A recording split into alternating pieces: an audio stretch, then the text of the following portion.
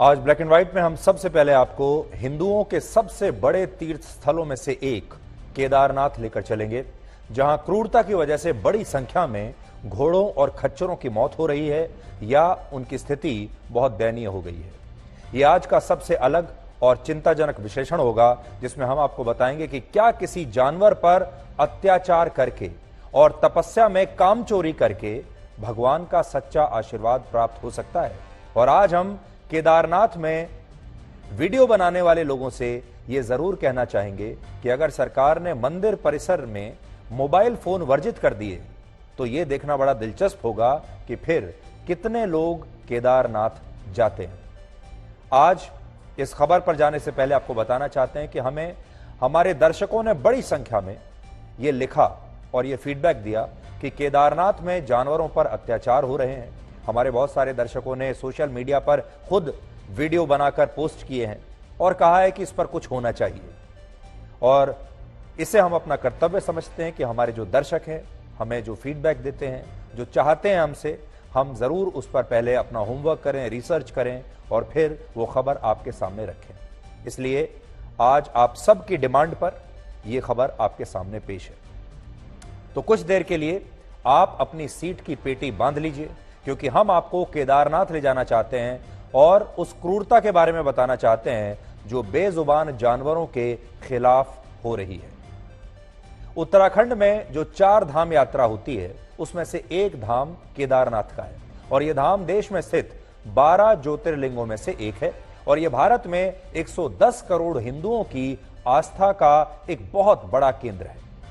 लेकिन दुख की बात यह है कि इस पवित्र धार्मिक स्थल पर पिछले 65 दिनों में 90 खच्चर और घोड़ों की मौत हो चुकी है, और यह सिलसिला अब भी जारी है। 25 अप्रैल को जब केदारनाथ धाम की यात्रा शुरू हुई, तब से लेकर अब तक औसतन हर दिन एक या उससे ज्यादा खच्चर और घोड़ा केदारनाथ ट्रैक पर चढ़ते हुए दम तोड़ चुका है, और अभी यह यात्रा 14 नवंबर तक चलने वाली है। और इस दौरान केदारनाथ आने वाले श्रद्धालुओं की संख्या इतनी ज्यादा हो चुकी है कि इन मौतों के बारे में बात करने के लिए किसी के पास कोई समय है ही नहीं। हालांकि इस खबर पर हमारी टीम ने लगातार 10 दिन तक काम किया, और इस दौरान हमें ऐसे बहुत सारे वीडियोस मिले जिनमें 16 किलोमीटर लंबे केदारनाथ ट्रैक पर कई खच्चर और घोड़े बदहवा स्थिति में पड़े हुए थे। लेकिन इन बेजुबानों के प्रति संवेदना दिखाने के बजाय इनके जो मालिक हैं या इनके संचालक हैं, वो इन्हें पीट पीट कर दोबारा से खड़ा करते हैं, और इन्हें उठाने के लिए इनके साथ तमाम तरह के हथकंडे पेश किए जाते हैं, इन्हें मारा जाता है, पीटा जाता है, इन्हें गालियां दी जाती हैं। और ये तस्वीर आप देख रहे हैं, इस तरह की क्रूरता की ये कोई इकलौती घटना नहीं है। पिछले 65 दिनों में इन खच्चरों और घोड़ों पर हिंसा करने के लिए 14 मामले स्थानीय पुलिस में भी दर्ज हो चुके हैं, क्रूरता के मामले, और ये वो मामले हैं जिनमें शिकायत हो पाई। ग्राउंड जीरो पर जब हमने लोगों से बात की तो हमें पता चला कि इस तरह की हिंसक घटनाएं 100 से भी ज्यादा हो सकती हैं, लेकिन अभी बहुत सारे मामले पुलिस में रिपोर्ट ही नहीं हो पाते। और जैसा हमने आपको कहा, ये बेजुबान जानवर है, ये बोल नहीं सकता, ये आपको बता नहीं सकता कि उसे कितना दर्द है। वो अपनी शिकायत पुलिस थाने में जाकर लिखवा नहीं सकता। किसी इंसान के साथ अगर ऐसा हुआ होता तो अब तक वो इंसान शोर मचा चुका होता, मानव अधिकारों की बात कर चुका होता, और कुछ नहीं तो पुलिस स्टेशन में जाकर रिपोर्ट लिखवा चुका होता। लेकिन ये जो बेजुबान जानवर हैं, ये आखिर कहां जाएं? ये ना तो आपको कुछ बता सकते हैं और ना ही अपनी शिकायत दर्ज करा सकते हैं। इसलिए आज इनकी आवाज हम उठा रहे हैं। इस साल की केदारनाथ यात्रा के लिए कुल 7000 खच्चर और घोड़ों का रजिस्ट्रेशन हुआ है, जिनमें 1000 खच्चर और घोड़े वो हैं जिनके जरिए सामान की ढुलाई होती है। तो 6000 लोग वो खच्चर और घोड़े वो हैं जिन पर लोग चढ़कर जाते हैं, और 1000 वो जो सामान ढुलाई के लिए हैं, उन पर सामान लाद कर ले जाया जाता है। और आपको जानकर हैरानी होगी कि इस दौरान बहुत सारे खच्चर और घोड़ों पर जरूरत से ज्यादा भारी सामान लाद दिया जाता है, और जब इनमें से कोई खच्चर या घोड़ा बेसुध होकर नीचे गिर जाता है तो उसके खिलाफ क्रूरता की जाती है, और उसे तब तक पीटा जाता है, मारा जाता है, जब तक वो खड़े होकर फिर से चलने के लिए तैयार नहीं हो जाता। केदारनाथ धाम उत्तराखंड के रुद्रप्रयाग जिले में समुद्र तल से 11,700 फीट की ऊंचाई पर है और ये पंच केदार में से एक धाम है। और ऐसा कहा जाता है कि केदारनाथ मंदिर तक पहुंचना असल में एक कठिन तपस्या करने जैसा है जो हर कोई व्यक्ति नहीं कर सकता। देखिए, भगवान को अगर आपको प्राप्त करना है, भगवान का आशीर्वाद लेना है, तो तपस्या तो करनी ही पड़ेगी। और यह तपस्या हर किसी के बस की बात नहीं है। और ये जो यात्रा है, ये भी एक कठिन तपस्या है। लेकिन आज ये स्थिति बहुत बदल चुकी है, क्योंकि अब बहुत सारे मामलों में ये कठिन तपस्या ये बेजुबान जानवर करते हैं और इंसान इन खच्चरों और घोड़ों पर बैठकर केदारनाथ धाम की चढ़ाई चढ़ते हैं, जिससे इन खच्चरों और घोड़ों का दम निकल जाता है। और जैसा हम आपको बता रहे थे आज कि अब हमारे देश में लोग तपस्या के लिए भी शॉर्टकट अपनाने लगे हैं। अब हमारे देश में लोग चलने के लिए तैयार नहीं हो जाता। केदारनाथ धाम उत्तराखंड के रुद्रप्रयाग जिले में समुद्र तल से 11,759 फीट की ऊंचाई पर है और ये पंच केदार में से एक धाम है।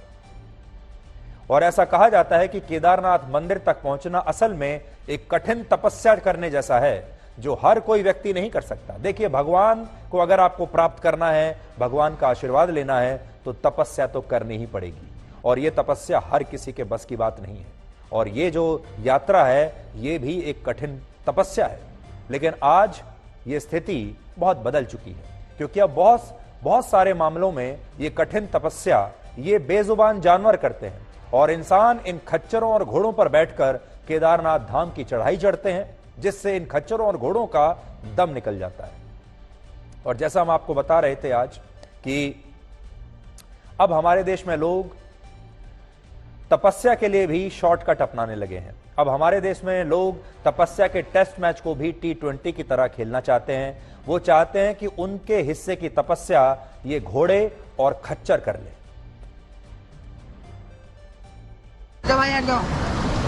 भाई मार मत, भाई मार मत, भाई बेटर है, मार मत। इसको ही मार रहा है। Oh shit, holy shit.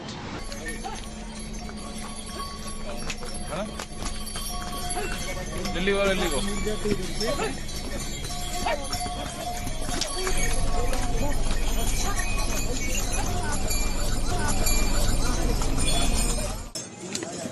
कैसे इनको जबरदस्ती यहाँ पे चढ़ाया जाता है, देख सकते हैं आप।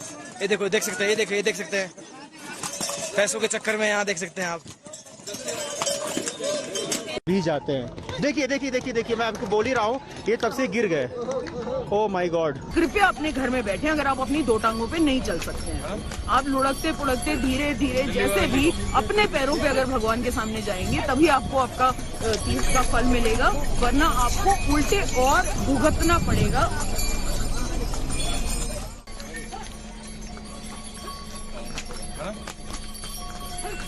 दिल्ली को दुख की बात यह है कि लाखों लोग केदारनाथ की इस यात्रा पर जाते हैं।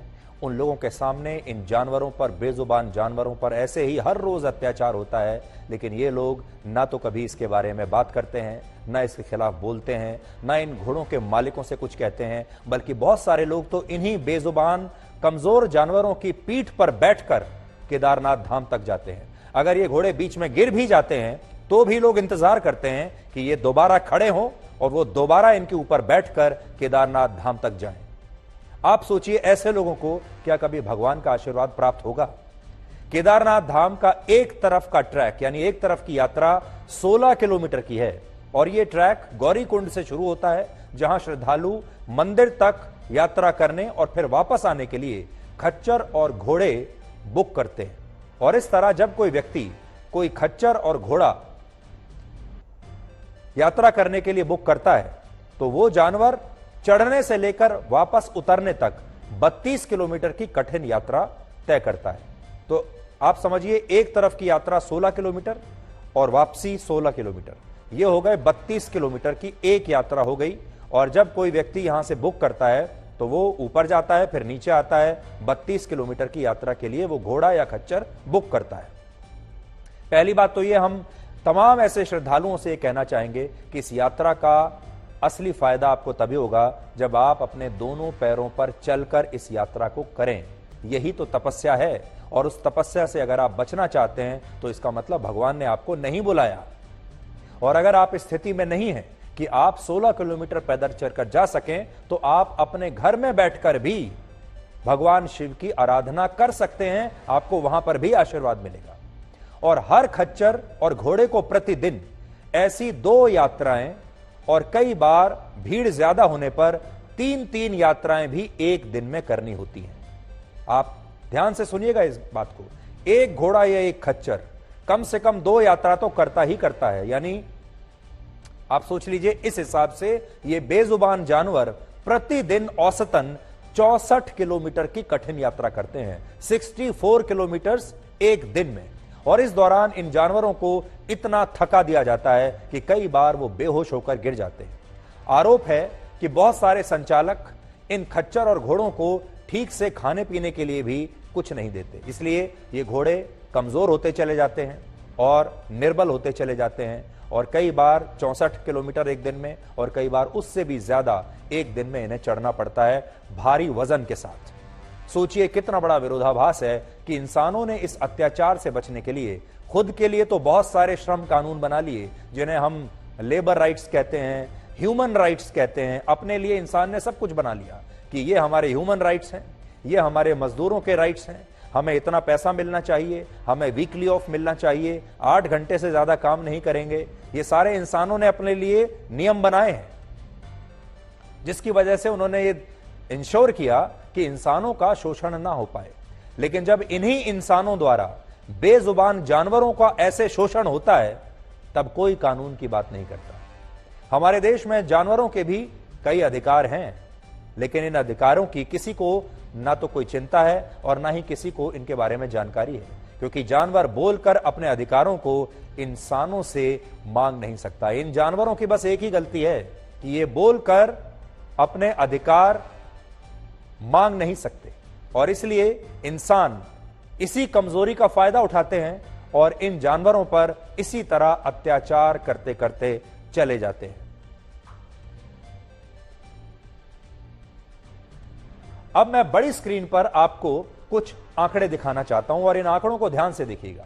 केदारनाथ यात्रा को भारत की सबसे मुश्किल धार्मिक यात्राओं में से एक माना जाता है, और इन तस्वीरों में आप देख सकते हैं कि पहले कितने कष्ट उठाकर केदारनाथ धाम की यात्रा की जाती थी। आज आपके लिए कुछ पुरानी तस्वीरें निकालकर लाए हैं जो केदारनाथ यात्रा की ही हैं। पहले ये केदारनाथ यात्रा कुछ इस प्रकार से हुआ करती थी, और बहुत सारे लोग इस यात्रा के दौरान दम तोड़ दिया करते थे। वर्ष 1995 में हमारे देश में 75,000 लोग भी पूरे साल में केदारनाथ धाम की यात्रा नहीं कर पाते थे। आंकड़े देखिए आप। और इसकी एक बड़ी वजह यह थी, तब केदारनाथ में इतनी सुविधाएं थी ही नहीं, और लोगों को इससे भी मुश्किल छोटी छोटी पगडंडियों से चढ़ाई करके केदारनाथ मंदिर तक पहुंचना होता था। लेकिन जैसे जैसे इस यात्रा के दौरान सुविधाएं बढ़ती चली गई, वैसे वैसे केदारनाथ मंदिर जाने वाले श्रद्धालुओं की संख्या में वृद्धि होती चली गई। और वृद्धि कैसे हुई देखिए। 1997 से शुरू करते हैं। वर्ष 1997 में सिर्फ 61,000 लोगों ने केदारनाथ की यात्रा की थी। यहां आप देख लीजिए कितने कम लोग हैं। लेकिन वर्ष 2005 में यह संख्या 3,90,000 पहुंच गई यहां, और फिर उसके बाद 2012 में 5.5 लाख हो गई, और 2018 में 7,32,000 लोग यहां देखिए केदारनाथ धाम तक गए, और 2019 में 10 लाख लोग और 2022 में 15 लाख लोग केदारनाथ धाम गए, और इस साल सिर्फ 65 दिनों में 10,30,000 लोग केदारनाथ मंदिर की यात्रा कर चुके हैं, दर्शन कर चुके हैं। और नवंबर के महीने तक यह संख्या शायद 20 लाख से भी ज्यादा हो सकती है। यानी इस बार 2023 में यह नया रिकॉर्ड बनेगा। कहां 1997 में 61,000 लोग जाते थे, और अब 2023 में आप समझ लीजिए लगभग 20 लाख लोग जाएंगे। अब इस यात्रियों की बढ़ती संख्या को देखकर आप क्या कहेंगे? क्या हमारे देश में अचानक लोगों के मन में भगवान के प्रति श्रद्धा बढ़ गई है, या फिर सुविधाएं बढ़ गई हैं? तो सोचिए ऐसा क्यों हो रहा है कि जो केदारनाथ यात्रा पहले कुछ हजार लोग कर पाते थे, अब वहां लाखों लोग पहुंच रहे हैं। तो इसका कारण सिर्फ श्रद्धा नहीं है, बल्कि इसका कारण सुविधा भी है। तो श्रद्धा और सुविधा। आज की तारीख में आप हर तरीके से केदारनाथ की यात्रा कर सकते हैं, इतनी सारी सुविधाएं हो गई हैं। पहले वो लोग जाते थे जिनके मन में सच्ची श्रद्धा होती थी, चाहे उनकी जान चली जाए, वो पैदल जाते थे क्योंकि श्रद्धा थी, सच्चा आशीर्वाद पाना चाहते थे भगवान से। लेकिन अब श्रद्धा हो या ना हो, लेकिन लोग तब भी जा रहे हैं। श्रद्धा हो या ना हो, लेकिन सुविधाएं इतनी हैं कि सभी लोग केदारनाथ जाना चाहते हैं, अपनी फोटो खींचना चाहते हैं, वीडियो बनाना चाहते हैं, रील बनाना चाहते हैं, यूट्यूब पर डालना चाहते हैं और उसके लाइक्स लेना चाहते हैं। आप आज पैदल भी जा सकते हैं क्योंकि अब ट्रैकिंग के रास्ते को चलने लायक बहुत अच्छा रास्ता बना दिया गया है। आप खच्चर और घोड़ों पर बैठकर भी केदारनाथ मंदिर पहुंच सकते हैं और आप अब हेलीकॉप्टर के जरिए भी ये यात्रा कर सकते हैं और इसका खर्च भी कुछ ज्यादा नहीं है। हमारे देश में ज्यादातर लोग इसे अफोर्ड कर सकते हैं। हेलीकॉप्टर से केदारनाथ धाम आने जाने का खर्च 5,500 से 7,500 प्रति व्यक्ति है और खच्चर और घोड़ों से आने जाने का खर्च भी लगभग 5,000 रुपए है। और आपको जानकर हैरानी होगी कि खच्चर और घोड़ों से होने वाली कमाई हेलीकॉप्टर सेवा से भी ज्यादा है। देखिए, ये मैंने आपके लिए बताया कि लगभग हेलीकॉप्टर में क्या पैसा लगता है, घोड़े या खच्चर में क्या पैसा लगता है और कैसे आप वहां जा सकते हैं। केदारनाथ में हेलीकॉप्टर संचालकों का इस साल का जो रेवेन्यू है वो 56 करोड़ है। यानी जितने भी हेलीकॉप्टरों के संचालक हैं, जो कंपनियां हैं, इस साल उन्होंने 56 करोड़ रुपए का बिजनेस किया है हेलीकॉप्टर के जरिए। जबकि खच्चर और घोड़ों से यात्रा कराने वाले संचालक पिछले 65 दिन में 82 करोड़ रुपए कमा चुके हैं। इससे यह पता चलता है कि ये बेजुबान जानवर खच्चर और घोड़े ये हेलीकॉप्टरों से ज्यादा पैसा कमाकर अपने मालिकों को दे रहे हैं। हेलीकॉप्टर वालों ने 56 करोड़ कमाए हैं और खच्चर और घोड़े वालों ने अब तक 80 करोड़ कमा लिए। और पिछले साल पूरे साल का जो रेवेन्यू था ये 101 करोड़ रुपए था। और शायद इन्हीं पैसों के लालच में इन लोगों को इन खच्चर और घोड़ों का दर्द ना तो महसूस होता है ना दिखाई देता है, क्योंकि उनके सामने ये 80 करोड़ या ये 101 करोड़ रुपए हैं। लेकिन आज हमारा सवाल ये है कि जो लोग केदारनाथ की यात्रा पर जाते हैं वो तो इस क्रूरता को देख सकते हैं, उनकी आंखें तो खुली हुई हैं, वो लोग क्यों चुप बैठे हैं? केदारनाथ में इस समय भारी बारिश हो रही है जिसकी वजह से वहां पहाड़ों के दरकने की बहुत घटनाएं हो चुकी हैं। और ऐसी ही एक घटना में केदारनाथ यात्रा के दौरान पहाड़ से अचानक झरना बहने लगा, लेकिन इस दौरान यात्रा करने वाले ये लोग तब भी रुके नहीं। तस्वीर देखिए आप, ये अचानक से एक झरना